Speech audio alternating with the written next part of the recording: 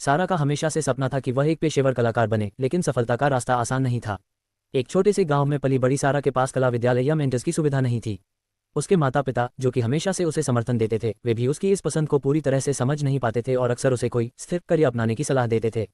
फिर भी सारा ने कड़ी मेहनत की। उसने हर खाली समय में चित्रकारी की, स्थानीय कला कक्षाओं में भाग लिया और अपने काम को सोशल मीडिया पर साझा किया। पहले कुछ सालों में उसे निराशा ही हाथ लगी। गैलरी और प्रतियोगिताओं से लगातार नकारात्मक प्रतिक्रियाएं मिल रही थीं।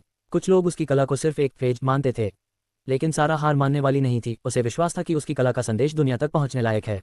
एक दिन जब वह एक और अस्वीकृति के बाद टूट चुकी थी, उसने हार मानने का विचार किया और एक सामान्य नौकरी की तलाश शुरू की। लेकिन जब वह पार्क में चल रही थी तो उसने देखा कि एक बड़ी दीवार पर एक कलाकार एक भव्य चित्रकारी कर रहा था। उसकी कला जीवंत और रंगों से भरी हुई थी। ये दृश्य सारा के लिए प्रेरणा बन गया।